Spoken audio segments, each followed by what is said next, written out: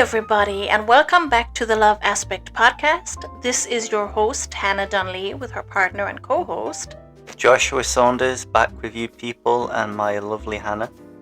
Thank you for being here with us. Wonderful, and we love having you with us, and I think for those that have been listening from the start, we've always prided ourselves on being honest and speaking openly about our relationship.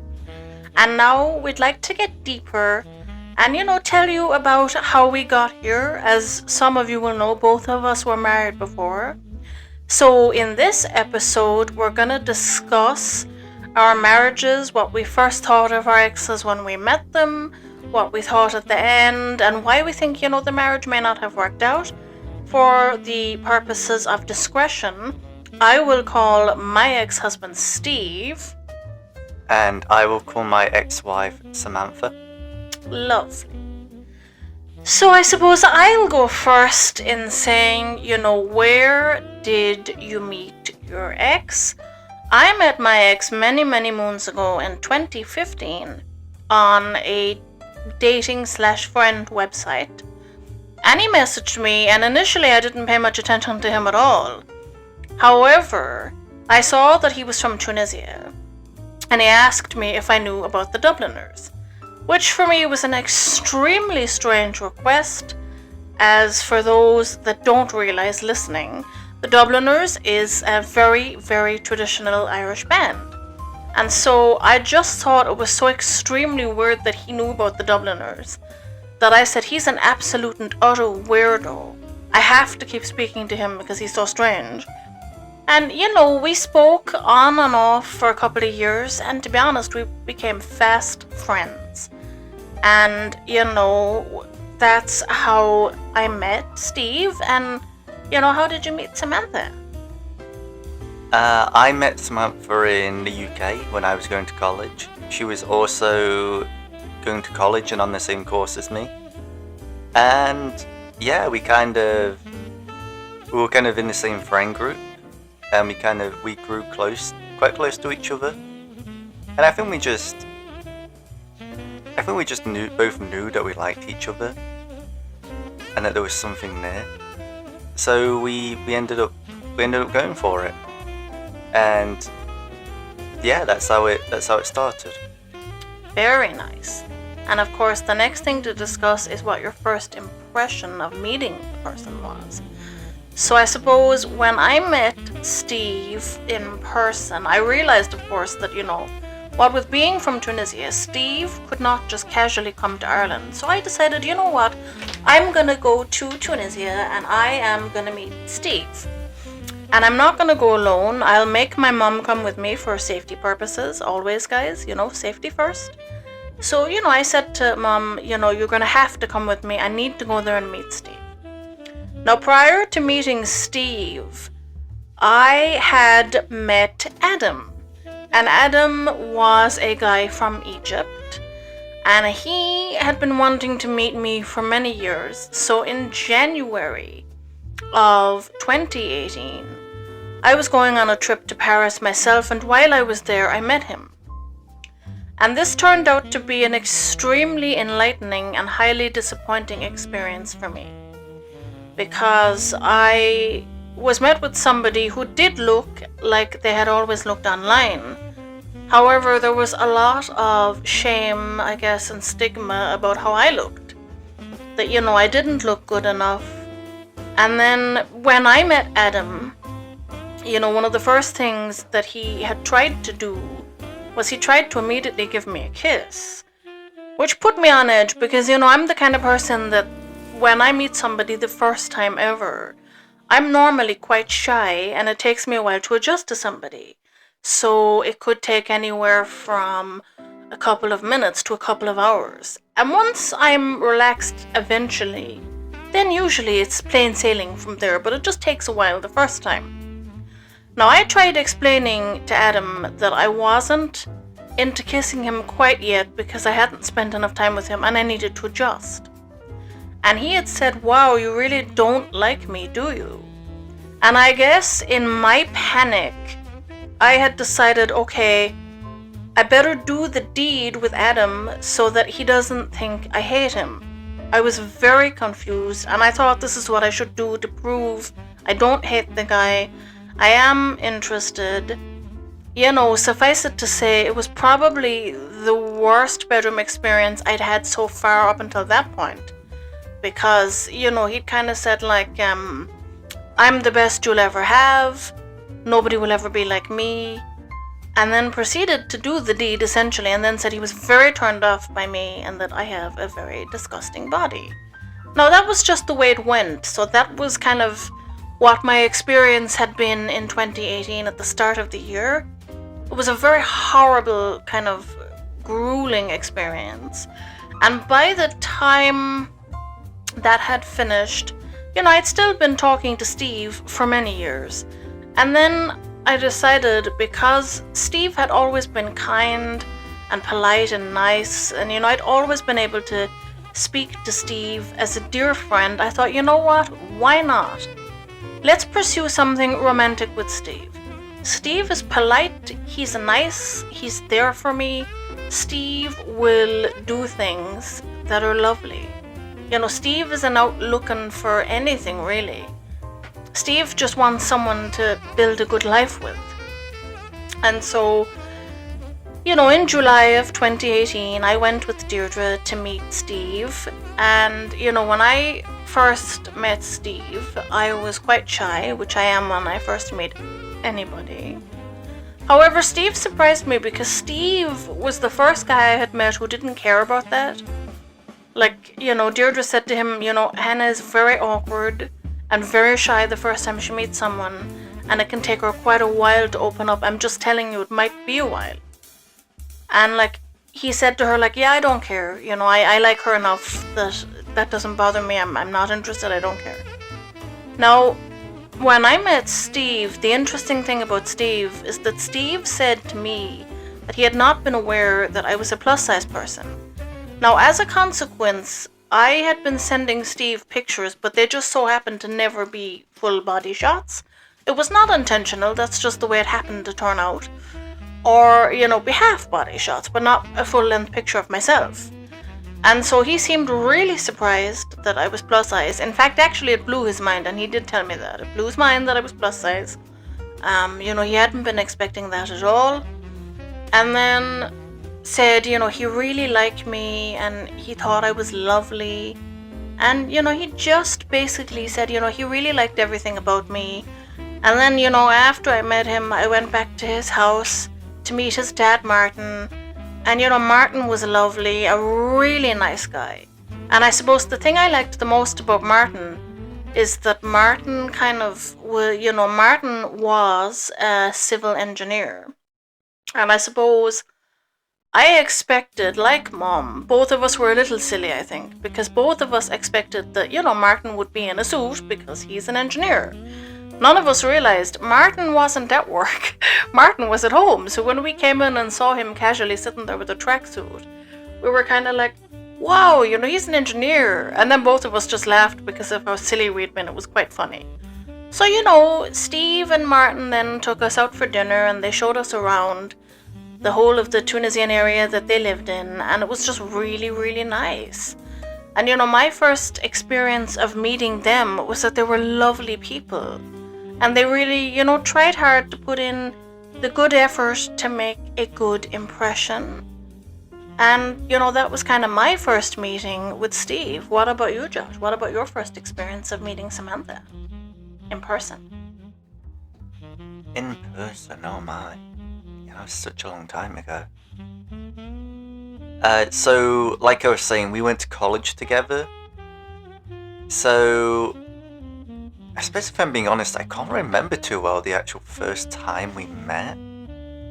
Or rather, the first time we kind of had a deep conversation or really, got into kind of getting to know each other. I would say we kind of saw each other a few times. And I'd say probably the first big moment we had together was we were on an animal care course, and a part of that course, one day a week, I think it might have been every Thursday morning for half the day, we went to a somewhat local farm. And we used to take, like, I suppose the college had its own kind of shuttle bus, like a small bus. And, you know, there wasn't like tons of us. I think there was probably, I don't know, I don't think any more than 20 in the class. And there was only 2 seats at the front. And I used to, you know, like sit in the front. And, you know, there was still another seat. And one day she said, "Oh, can I sit at the front with you, Josh?" I went, yeah, absolutely you can. And yeah, I think we kind of just sat beside each other and we just started talking in general. I remember one thing that really stuck out is that she was showing me some sign language. Because I believe she knew someone that was maybe, you know, hard of hearing. So I think she did sign language with them. She kind of learned sign language for them. So I remember her telling me about that because I was quite interested and quite intrigued. That was the first kind of interaction we had where it really felt like we had interacted properly. And yeah, I don't know if something was there straight away. But you know, I think she just enjoyed my company on the day and I enjoyed her company on the trip. And I suppose that was the first major moment of me getting to know her and her getting to know me. So yeah. And then, you know, you'd say, you know, how did your relationship progress? So after the first meeting with Steve and Martin in July, I decided that I'd gotten on so well with Steve that I was going to come back and spend 3 weeks with him in August. And so I was really very excited. And I told some, you know, members of my family that I was going to go back for 3 weeks to meet up with Steve, which did cause a lot of problems because, you know, people in my family were worried about me, but, you know, had all the tact of a child trying to teach ballet. They just did not understand how to read the room or read me. And so they came in very heavy-handed, actually, to be honest, in quite a nasty fashion. And I was rather upset, you know, that they couldn't have just seen how happy I was and said they were concerned for me without needing to go quite as far as they did. I got this gigantic lecture on how none of them would let their kids be alone in a house, you know, with 2 guys. But like, I'm a very mature and responsible person, and you know, I command a lot of respect from most people. And so, you know, nobody ever takes advantage because they just have never done that. And I'm a big believer in that, you know, if something is meant to happen, it will happen. So there was all this kind of, you know, concern about me going there. And when I returned there to visit with Steve again, you know, we had just realized that the feelings of romance were definitely there. You know, and I kind of thought, you know, Steve was tall and dark with, you know, brown eyes and longish hair. And, you know, he was everything that I had never thought in my life I could ever attain. Because, you know, everybody that I had dated beforehand, like, they looked silly. Or they had, like, you know, shorter hair, or in some cases, no hair because they didn't want any hair. Or, you know, like, I knew people who had shaved their heads and different things.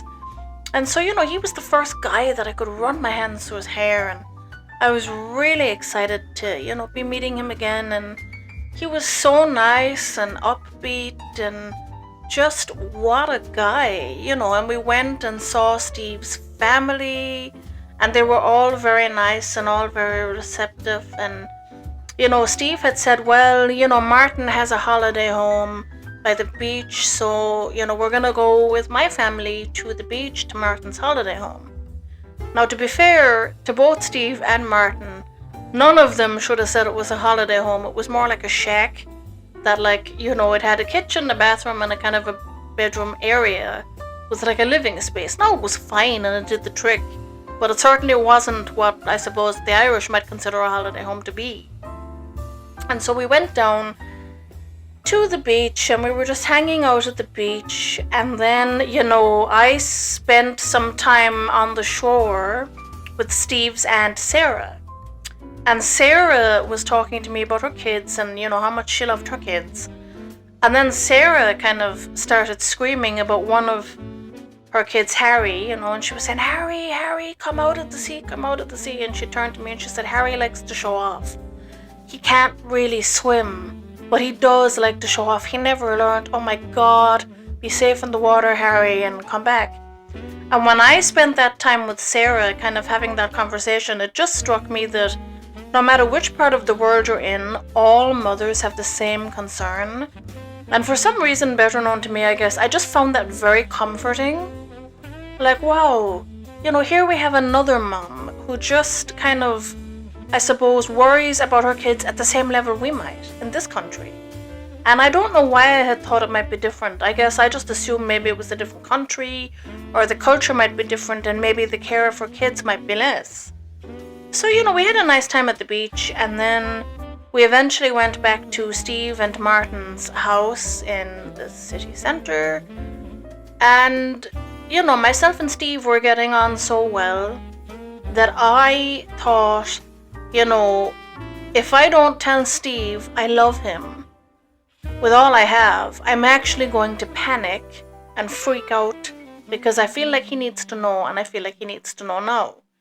So, I sat Steve down and we had a chat, and I said, look, to be honest with you Steve, I'm in love with you. I need to tell you this because it's killing me that you don't know. I really must tell you that I'm in love with you. And then I said, and I don't think, I could do life without you. I think we should get married. And then he had kind of said, well, yes, let's do that. But it was more kind of a discussion on, let's do this. Because, what with being an autistic girl, part of me thought, would I ever get married? As you know, since I was young, I knew I never wanted any kids. But when it came to whether or not I'd actually be able to, get married, I said, I wasn't sure. So, basically, since I was a young girl, I knew that I never wanted kids, and I always knew that I would get married. But when you're autistic, you kind of think, is it ever going to happen for me?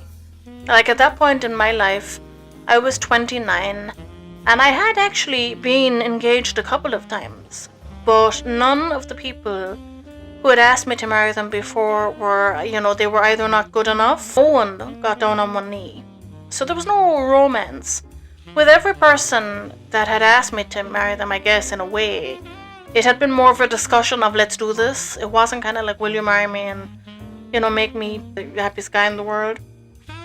And so, we kind of discussed it, and we sat down with, Martin and said to Martin, look, we'd like to get married. And Martin said, you know what, guys, I think, Hannah's lovely. Let's do this and let you get married. And of course, Martin shocked me because when I met Martin, he'd been married and divorced 3 times. Which for me came across as quite extreme. And I thought in my kind of autistic brain, wow, he really is the common denominator here, isn't he? He's the one who did this 3 times. What's wrong with him? Why does he keep kind of getting married and divorced? Because, it was interesting for me, I guess. And, I kind of asked him that question because I was like, look, why have you been married and divorced so many times? It's interesting. I've never met somebody that's done that 3 times. And, he said he realized he was the problem. He was too kind of regimented about, how he lives and where everything should go. And if a woman came into his house and put stuff anywhere she wanted to put it and it didn't make sense to him, he'd get really angry and irrationally mad. Why is your handbag there? Why is your makeup here? Why are, all your things all over the house? And I suppose it was just interesting to hear him kind of acknowledge that, he was the problem and he knew that. And, so we kind of spoke to him about marriage. And in Tunisia, when you get married, they give you a specialized form to sign. And you have to sign this form to say whether you want to split your assets when you marry, or you want to have, everybody having their own assets. It's a bit like a prenup. what we might consider, a prenup. So, Steve and I sat down and had a chat, and I was very into being married to Steve, but I was also very into keeping my things mine. Because, now I didn't tell Steve this actually, but I was kind of doing this as a slight test myself. Because, I wanted to see if Steve could prove that, he wanted to be with me for me and not for, any financial gain he might be able to get. And so I said to Steve, you know what, I'm not willing to share anything. I love you and let's get married, but, I'm not willing to share anything. And to be honest, Steve surprised me by saying he had absolutely no interest in anything I have. He was kind of surprised that I might have thought he did, which in turn served to surprise me because I hadn't expected that kind of reply. So for me, that was very much a green flag. He wasn't interested in what money I did have. The euro does very well over there. So I suppose over there I was considered quite rich. That's just how it went. And because of this reason, there was a misconception that I was also rich in my country. I'm not, guys. I live fine, but I'll never be rich. And that's okay. It's, I accept my financial, limitations, one could say. I live well, and that's what I need, and, I'm a happy person, guys. I have everything I need. I have Josh now, and, it's all good. No, thank you, sweet. Yeah, of course. And so, I came back from my 3-week trip, and I'm not going to lie, I was quite surprised that nobody in my family, who, by the way, had been panicking before I was going, had reached out to find out how I got on this trip. Because I thought, well, guys, you were all so vocal when I was gone, and now everybody is silent. It's just a little bit weird. Now, to be fair, I love my family very much. I think they're very special people. Sometimes they don't quite know how to read the room, but, that's okay. What family does, Family all have different problems and issues, and there's lots of different things that, we love about our family as well. Sometimes my family just gets a little bit vocal, and they don't always understand how to speak in a way that doesn't come across as harsh. Because you can say that you're exceptionally concerned about somebody without shrieking at them like a harpy. That doesn't always work. And so, we'd agreed that we were gonna, get married, and so we told Mom. And initially, Mom was quite surprised and kind of said, wow, guys, this is really fast. And I kind of said to her, well, it is what it is, and this is what I want to do. I'm not interested in hearing anybody's opinion. I'm going to do this whether you like it or not, kind of thing. But it's, I was 29, and I really wanted to do this. And then Mom was saying, it's okay, you can do this, and I will be with you when you do this. And so, that's how kind of, I suppose, the engagement itself kind of came about, And what about yourself, Josh? What about you and Samantha? How did your engagement come about? I'm sure they'd love to hear that. So, obviously by this point, me and Samantha were together. We did have a few-year gap in between because, to be honest, I was going through the hardest part of my life, and, I had quite a few mental troubles at the time. So I was not in a good place to be in a relationship for a while.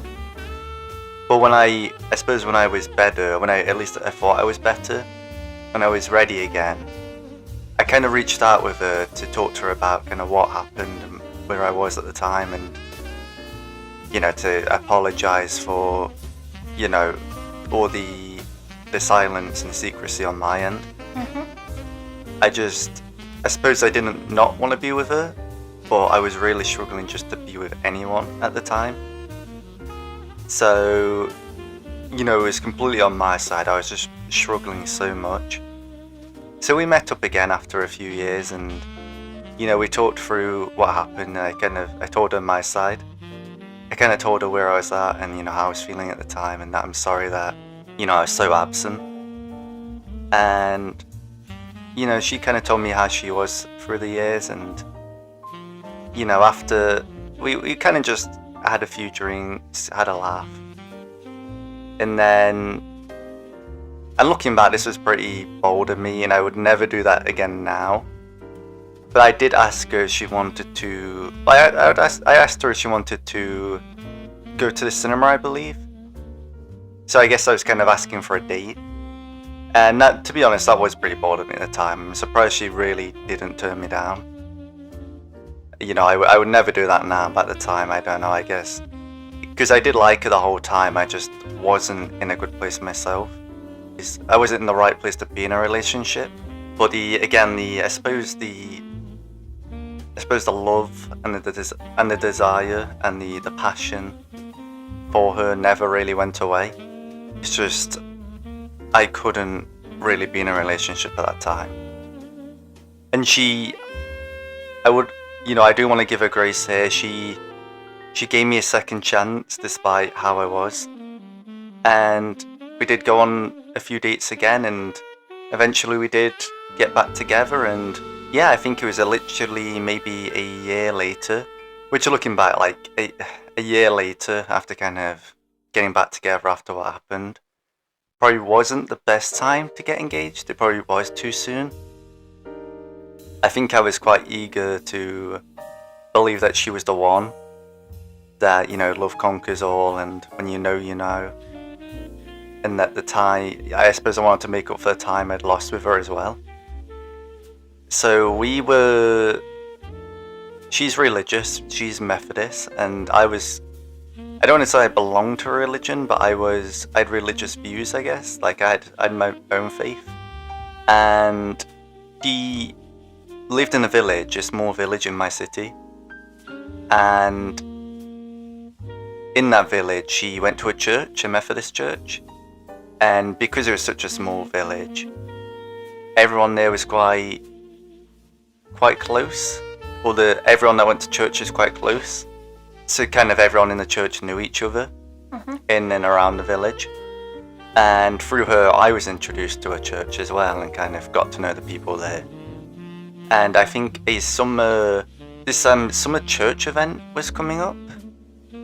It was this big religious event that happens every year.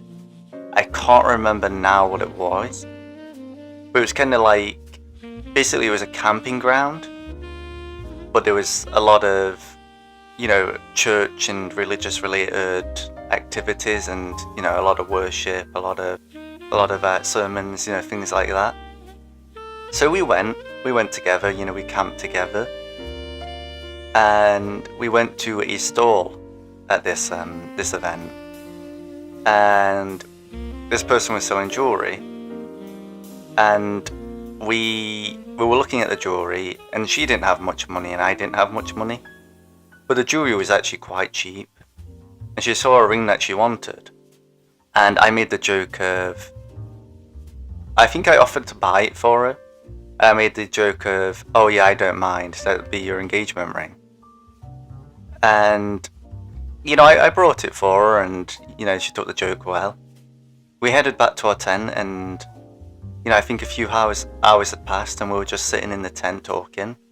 And she was looking at the ring, and she said to me, "Is what you said about, you know, this being my engagement ring true? Were you serious about that?" I went, "Oh, I was joking, but did you want it to be true? Like, is that something you would want now?" And she said, "Yeah, I would be happy to be engaged to you if you're happy with that."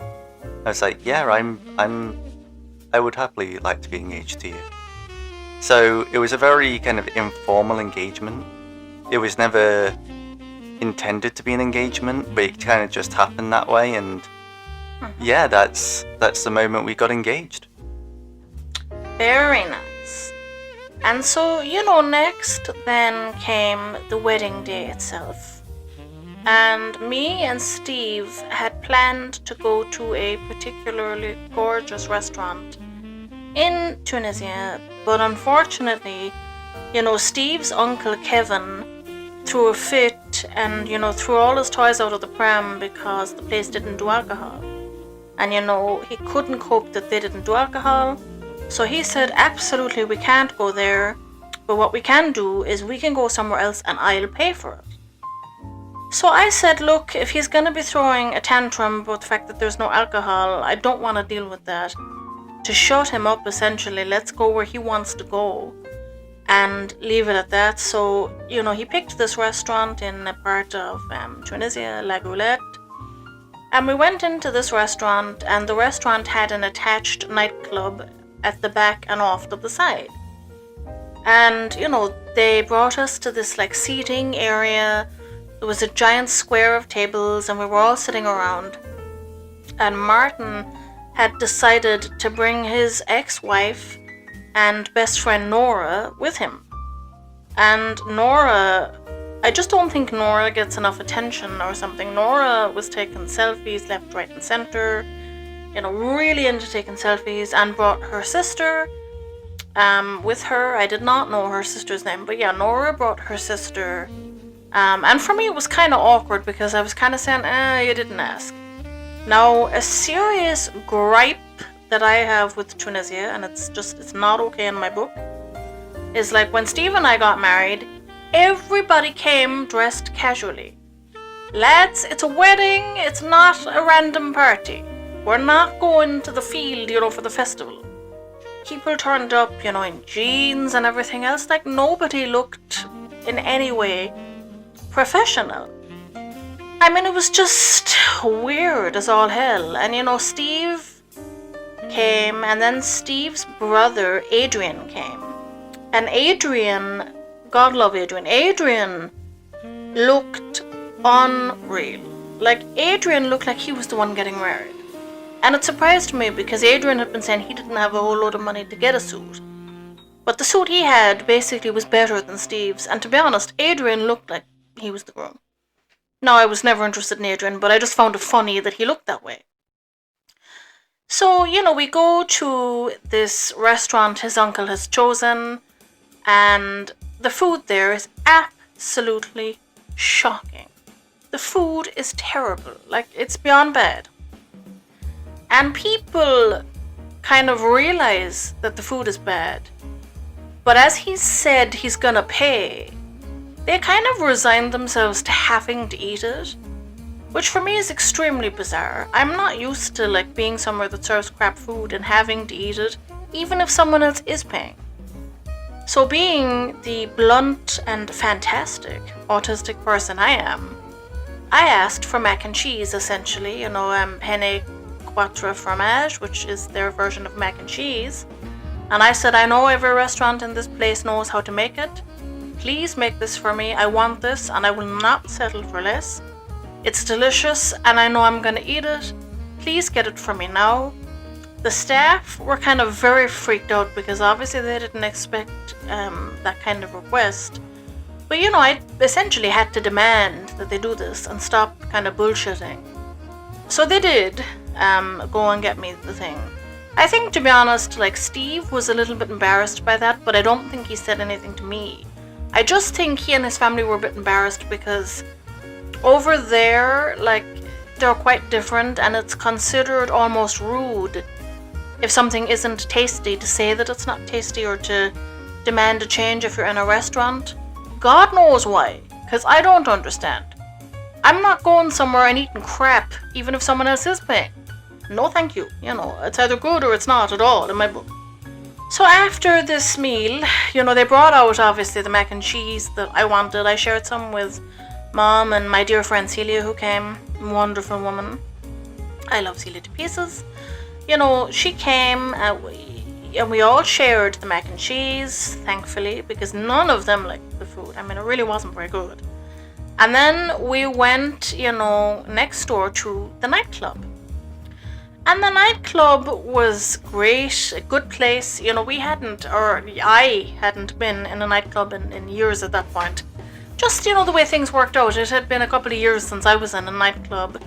So I was highly excited to be in this nightclub, and, they had really great music. Anybody that knows me knows that I am obsessed with music. Music is my life. I love music.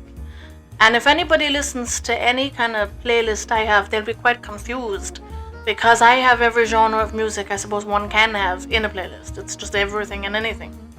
It'll be rare that there'll be something there I don't like. I like pop, hip hop, rock, R&B, some Arabic tunes, classical music, old stuff from the 50s and 60s, everything, 70s, the 80s did great music, all kinds of things, and dance music. And of course, who doesn't love a good house beat? I mean, house music, shake your booty and shake what your mama gave you. That's what I always say when that comes on, because I love that. And we had that kind of music. And so as far as I recall, I don't think Steve and I had a first dance, because I don't think they do that there, but we did end up just dancing together, and it was great fun. And then, out of nowhere, like, Steve approached me and said, have a beer. And I said, oh, Steve, I'm okay. I don't really drink all that much. And lads, I'm not going to lie, I hate beer. I'm never going to like beer. That's how it is. And so I said it to him, I don't really like beer. It's not for me. And Steve kind of kept pressuring me into having this beer and saying that, he thinks the idea of his wife being there in a wedding dress, holding a bottle of beer and drinking it is very sexy and would really please him. And my grandmother had always said to me, if you do what makes the guy happy, then you're doing the right thing. But there was never kind of any consideration, I suppose, as to what your own feelings were. It was more like, if he's happy, you've done everything right.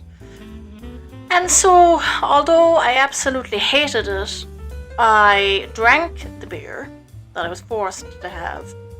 And at that point, I guess, I was at that point in my life where I didn't have enough confidence to just put my foot down and say, you know what, no. If this is not for me, it's not for me, and I'm not changing for anybody. Obviously, I feel, like that now. I'm older now and wiser. And so, we partied the night away, and I believe it was like 2 or 3 in the morning or something when we were going home. And I guess another thing to say as well about the weddings there, which I did find embarrassing, but it's because although I got married there, like, I don't like to be the center of attention. It's not something that I enjoy. And so when we were heading off to the area for the ceremony, the registry office there, they go crazy when someone is getting married there, and they all beep their horns in a certain pattern like a lunatic. And to be honest, I was mortified by that. I'm not even gonna lie. I just thought, do they have to do this? I'm already the center of attention, and I don't like it. Overall, it was an interesting wedding day, definitely. When they marry there, for example, they don't do vows at the altar, and they don't even kiss at the altar either. They have a ceremony after where you go and you put on the rings, someone will take your pictures, and then, Steve and I kissed there. And culturally, because the culture there is very interesting, Martin had informed Steve and I, when we get married, we're expected to have traditional Tunisian snacks out for the celebrant who is marrying us and for our guests. And these, both of us misunderstood, and by snacks, I guess we thought he meant it could be any snack that we wanted to have. So I said, well, I love chocolate chip cookies. Let's get chocolate chip cookies for everybody. They're freshly baked, it's delicious. We did. And when, Martin saw the chocolate chip cookies, he said, that's not good enough. And he said, I forgot to tell you, what you should buy. So I'm going to tell you what you should buy. Buy these. And they were kind of, for lack of the right phrase to use, they were very like those Indian sweets that have pistachio in them. I hate those. I know I'm half Indian, but I hate those. They're disgusting. I didn't like these either. But then the funny thing is, after the wedding, they put them on a plate to give to the celebrant. And Deirdre and Celia, God love them, thought that the food had been put out for them. So they kept eating it, and somebody had to explain to them, lads, that's for the celebrant, it's not for you to eat. You can help yourself from the container on the table. So that did make me laugh. And then, they have, I'm not actually sure what it's called. It's kind of like, and she would kill me for saying this. I'm so sorry, Margaret. But my Aunt Margaret used to do this. It was kind of like a joking seagull bird call thing, where she'd pretend to be a seagull. This was when I was a child, and it was the funniest thing going. It was just hilarious, because I think, to be honest, God love Margaret, I think she thought that it was just regular to do this, so it was just really funny. And they ended up shrieking in a similar fashion. But of course, nobody explained to me they do this. I got terrified and thought something was wrong. And I was like, is something wrong with the building? Why is everybody screaming? What the hell happened? And of course, everybody died laughing at me. They ended up having to explain. And someone said, to Martin, why didn't you tell your new daughter-in-law that this is what we do? And he was like, I forgot, guys. I just think he thought we'd know that. So, that was the interesting wedding day I had. What about yourself, Josh? What about your wedding day? What was your wedding day? So my wedding day happened probably a year after the engagement. So our wedding day was actually quite traditional, all things considered. Obviously with her being Methodist and me being kind of, religious in my own way. I guess I didn't belong to a religion, but I followed closely to the Western religions, if that makes sense. So, we got married in her Methodist church. It was very similar to what you'd expect in the West. Like church, the groom in, a suit, the bride in, a white dress. Just very what you would expect. What you see in the movies, what I'm sure a lot of your families have done, or you yourselves have done, or when you think weddings in the West, it was very like that. And yeah, everything pretty much went off without a hitch. Pretty much all of the church came. All of the regular churchgoers came, pretty much all of my family, my immediate family came. Some of my extended family, some of my friends. I'd say it was smaller on my side, which is fine. Like, I suppose there was only select people that I really wanted to come. And, she had quite a few people on her side. And I think there was probably about 100 people, 100 guests in the church. So yeah, it was quite big overall, considering it was, my side, her side, and then the church as well. It all went off quite well. A lot of the churchgoers chipped in. They either helped, make some food, or they helped pay for certain aspects of our wedding. Because we didn't have tons of money. I'd saved up, and I think she had saved up a bit, and we had tried to do what we could, with what money we had. Luckily, we were both members of the church, which meant we got the wedding for free, like the actual service for free, which was a big help. We didn't have to pay for that. And yeah, overall, with the minimal money we had, with all the help that we had from, again, the people of the church and just the people in our lives, we managed it. And after we got married, we had the reception in the church. There was like a venue room built into the back of the church. So yeah, we pretty much all went to the venue room after. And yeah, we did the traditional stuff, I saw the speech, we cut the cake, we had a dance. So yeah, it was just a very, very wholesome day, a very quite traditional day, on a budget to an extent, but overall it was nice and it worked out well. That's lovely. So, guys, this discussion obviously is going to be a two-parter because, we have a lot of information to share. And, when I had first met Steve, he was actually working for an Irish telecommunications company over there. And, he had a job and he was quite happy to have the job. And when Steve went to marry me, his job had told him he was allowed to take the time off to marry me. But then when it came closer to the time, they backtracked, saying they shouldn't have said that when they weren't sure they could actually guarantee he could have the time off. So obviously Steve wasn't going to miss his own wedding, so he took the time off. And he said, to hell with it, I'm taking the day to get married. They said I can. It's not my fault if they have bad management.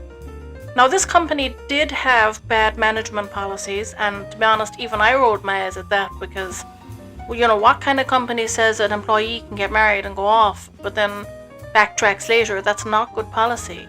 and they weren't trained properly into how to deal with people. So they didn't receive the right kind of training, and then as a consequence, everything kind of went south for Steve. So as I said, Steve chose to obviously take the day and marry me. And then shortly after that, they told Steve that he had two options. Either he voluntarily resigns, or they're going to fire him for taking the day off. Because they gave him a day off they weren't authorized to give. So that was the actual problem. Now, to be honest, that had nothing to do with Steve at all. Wasn't really his fault, So directly after Steve and I got married, we took a honeymoon in a different part of Tunisia called Hammamet, in a really gorgeous hotel there. And, because I know that I'm the kind of person who sometimes just needs their own space and can't be constantly around somebody all the time, because, I just need a social break. Sometimes my social cup gets very full, and I could need a couple of hours to myself a day. That's just how it goes. For this reason, I told Steve, who has a severe gaming addiction, if he brought his gaming console with him to the hotel for the honeymoon, if I need to take time out, he can play that in the room and he won't get bored. Because, that's just what I was thinking. I was thinking, well, he'll have something to do while I'm taking my own space, and he, won't be bored. Steve and I married in April, and this hotel was very much kind of calm and relaxed and very adult feeling.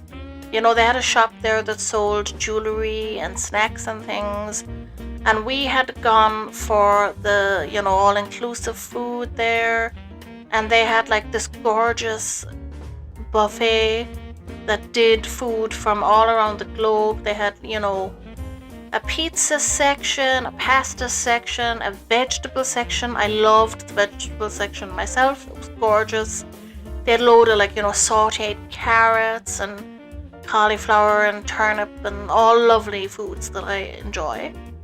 And we went there, and when we got there, I realized that actually I felt okay and did not actually need as much space as I had originally thought I might. However, that didn't really seem to enter Steve's head. Steve decided that he didn't like how calm, collected, and quiet the hotel was, and so Steve just decided he was going to be gaming in the room for most of it. So, I kind of just thought, well, it is what it is. I paid for this because I kind of, Steve had just lost his job, and I knew that if I didn't pay for this, I wasn't essentially going to have a honeymoon, which really would have upset me. I wanted that experience. So, I took my swimsuit and I went off swimming, and I went off looking around the town, and I got like a massage and did other things, all while Steve was in the room. And Steve, God love him, spent a lot of time complaining that it wasn't what he thought it should be. However, he never quite expressed what it was he thought it should be, just that it wasn't that. And to be honest, Steve came across as very petty and ungrateful. And I did tell him that because, if someone else is paying and taking you somewhere, you have to appreciate it, guys. And even if it doesn't live up to your expectations, appreciate that you have it. He was very lucky. Without me, he really wouldn't have had that holiday.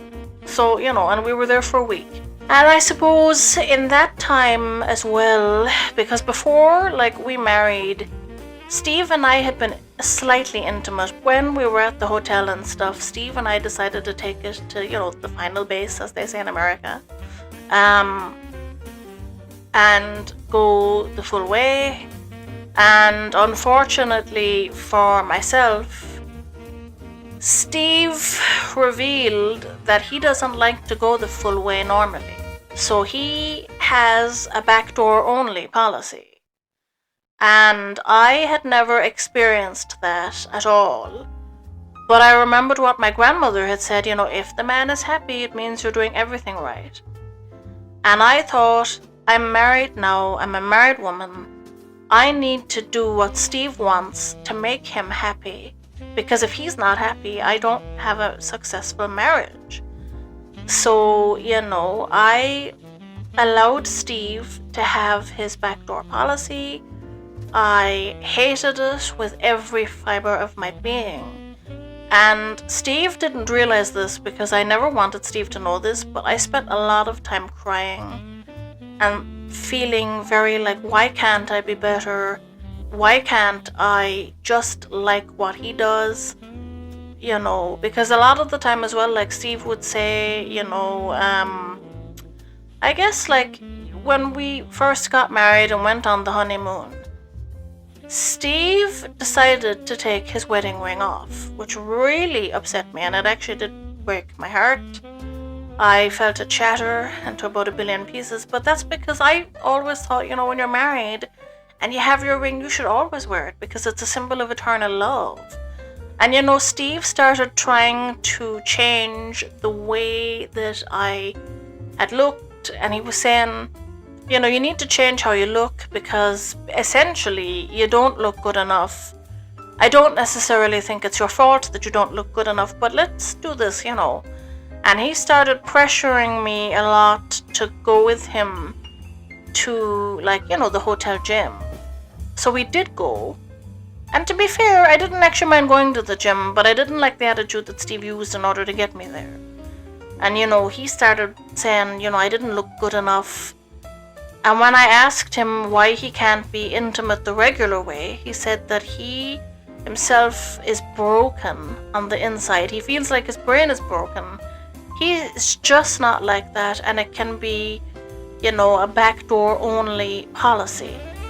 And so, that was the direct aftermath of the whole wedding and the honeymoon. And, in the next episode, Josh and I will talk to you about, where things really went wrong, I guess, and how, the marriages just went south.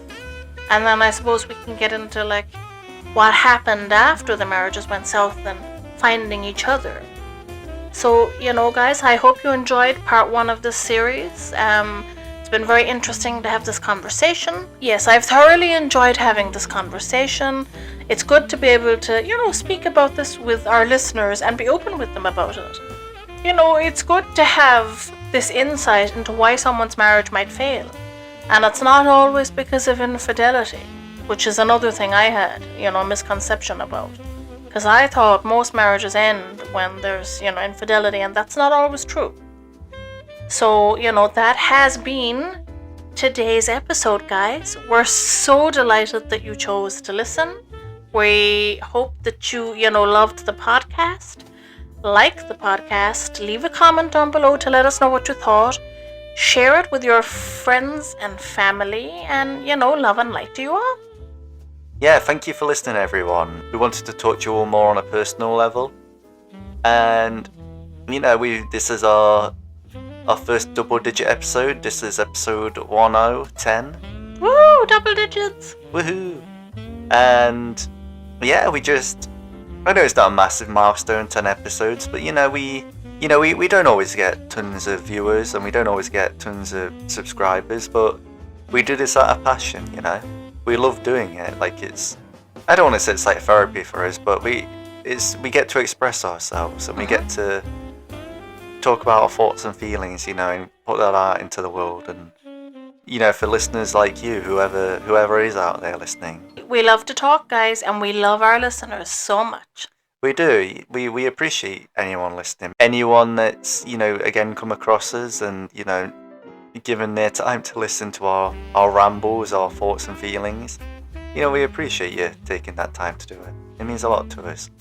So we're really grateful. Yeah, we kind of spoke about leading up to the marriage itself, and Hannah dived in a little bit to the honeymoon period. Yeah, in the next episode we'll be diving into our time being married, and kind of how things were at first, how things were as they progressed, where the, I suppose, cracks start to happen, and where it eventually ended. And then, like Canada was saying, we can lead into, how we met and how we got where we are now. So yeah, thank you for listening to part 1 of 2. And just thank you all so very much. Love and light to you all, as we say on this channel. Take care, have a good week. Thank you for listening, and we hope you'll join us next time. And remember, guys, wherever you're listening from, stay lovely. Stay lovely indeed. Thank you all very much. Thank you. Bye-bye. Bye-bye.